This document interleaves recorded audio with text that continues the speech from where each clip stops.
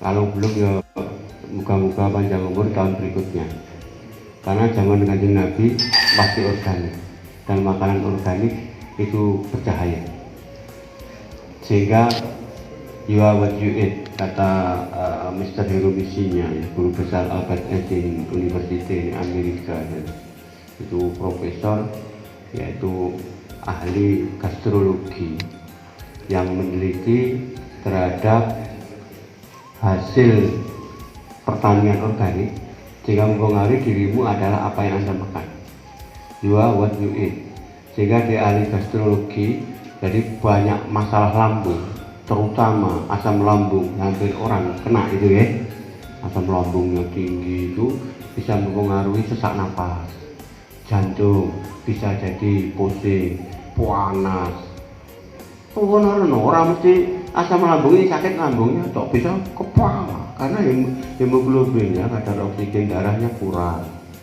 Sehingga untuk menetralisir asam lambung adalah tanaman organik. Jadi tidak hanya kenyang tapi obat. Makanya sing sakit-sakit mah kronis, asam lambung tinggi, terkadang orang itu tensinya tinggi, belum tentu jantungnya. Jangan-jangan ada masalah dengan lambung, sesak napas. Anak wong sesak napas, pikirannya paru-paru, tapi bisa karena asam lambung tinggi. Sehingga dengan makanan organik yang tanahnya itu menyala, otomatis panennya menyala. Maka saat dikonsumsi di dalam tubuh manusia itu ada enzim amilase. Enzim amilase itu di lambung. Tapi kalau asam lambungnya tinggi, enzim amilase itu tidak bergerak. Itu ada bukunya, enzim vektor namanya. Penelitinya itu 50 tahun. Suwene neliti 50 tahun, yang diteliti 50.000 orang. Penelitinya Hiromisinya MD, warga negara Amerika, ya, penduduk Amerika, tapi warga negara ini Jepang. Maka diputuskan ketika asam lambungmu tinggi, enzim amilasemu itu fungsinya berkurang. Enzim amilase itu saat orang mengunyah makanan minimum 30 kali. Ini dilatih, enggak yumi 30. Orang dilek lah minimum 30 sampai 40. Maka enzim amilase akan naik bersama kelenjar ludah. Ketika ditelan itu menjadi obat obat asam lambung, dengan catatannya dikunyah karbohidrat dan organik. Nanti sing lara mah gayemi ping 30 berhasil organik. Ini asli, ya. Ini penelitian. Mati lihat promosi wau ngoten nggih Bu. Iki zaman Nabi mangane iki ora enek giniane. Sunah ngono ae, tapi rasa ngomong liyane bid'ah gak usah nggih. Terus pokoknya iki sunah, liyane aku gak roh ngono ae. Satu. Yang kedua, jika mbok punya ping 30 sampai 40, inilah obat menekan asam lambung. Obat sakit emah. Makanya dari mengerti ini, aftoro, wong anu kan berbuka ini aftoro. Ada nikmatu robun kalu masih robu. Terutama ketika orang puasa itu makan dan minumlah, itu nikmat dari Tuhan. Dan jika Anda makan organik, mbok kunyah ping 30.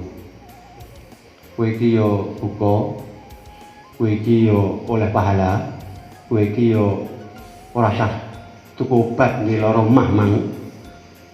Tapi ya buka, ini sing paling apik buka ketika lambung kosong. Jadi diisi pertama masuk itu makanan yang organik, yang bersinar. Ada sinarnya pasti kan. Oh, pari tukul ini kan otomatis cahaya ini masuk gitu. Makanya kalau Anda masukkan di laboratorium yang ada urusannya dengan cahaya, pasti bercahaya itu tadinya. Kromosom itu bercahaya. Sehingga dari cahaya itulah yang ketiga, Allah mengatur segala urusan dengan cahayanya. dadekne sababiah mandine dungu. Jadi lek panganane organik, bersinar, Allah nurul samawati wal ardh ya. Jadi dungamu mandi. Cuman menurut Imam Bukhari, nek kitab Bukhari, boleh ndonga rezeki muda mandi umurmu itu ya cepet. Karena Gusti Allah gak bakal nyabut nyawamu kecuali jatah rezekimu entek diwehne. Ya pikiran ngono. Aja njauh rezeki tok ae. Wis liyane apa ngono lah ya. Nggih, mungkin ngeten malih satu lagi ya. Sementara yang diketahui oleh orang-orang di desa, jamur niku tumbuh karena adanya omah rayap. Dan kalau kita ingin membudidayakan jamur barat, terus berbicara.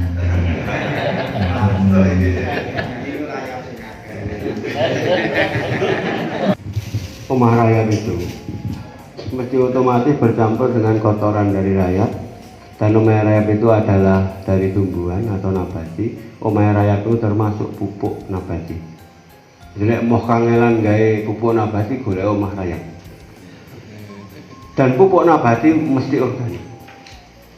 Maka saat ada omah rayap dan di situ ada spora dari jamur barat, kemudian ada kilat baru tumbuh.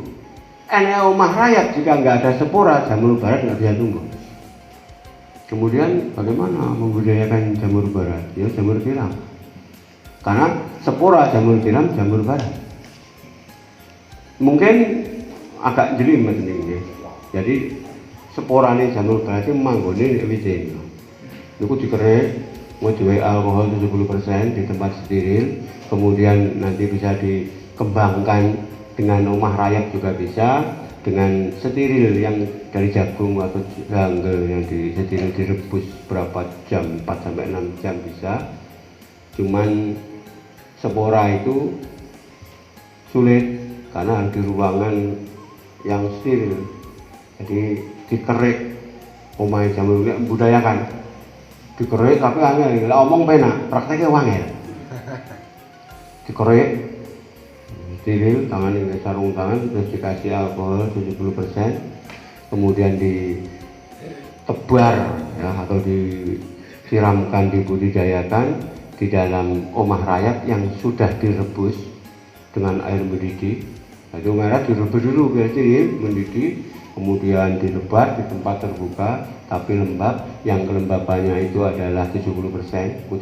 Jadi suhunya itu harus rendah, suhunya 25 kurang lebih, kelembabannya di atas 80.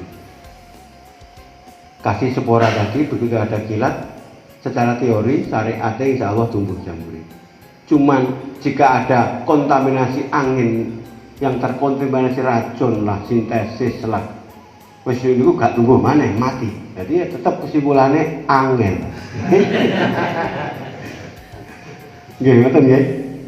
Jadi angel kecuali kita duwe ruang yang steril, ruang kaca yang apa itu. Jadi teorinya biaya dengan panennya mboten nutup. Makanya akhirnya jadilah jamur tiram. Ya jamur tiram kae, dadi F0 kan kok jamur barat. Makanya ketika tahun 11 atau 11 niku sing kula wae pelatihan jamur barat sudah beberapa duwe bumbung atau bumbung iki omah jamur iki.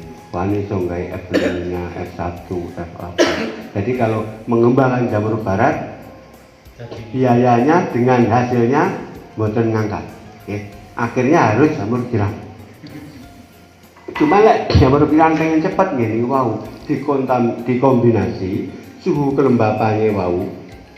Suhunya harus 25, kelembapannya adalah 80, kemudian ada sinar yang bisa masuk, yaitu pakai plastik UV yang menahan ultraviolet itu nggak pengen cepat. Jadi kumbungnya itu dhuwure plastik, mboten daduk, tapi suhu di dalam harus 25. Berarti lek Indonesia Kediri kudu nggawe AC di kumbung. Karena gak nuntut soal siang, ya tetap sulit. Makanya itulah mungkin Gusti Allah mulai petunjuk jamur barat. Kalau kita praktekkan ya bisa lah. Cuman kalau kita di Indonesia yang suhunya tropis ya, daerah tropis itu memang investasinya lebih mahal biayanya. Makanya nggak pernah kita tahu orang budidaya jamur barat. Ya itu tadi, karena ya mungkin bisa tapi larang, ngoten nggih. Nggih mungkin ngoten.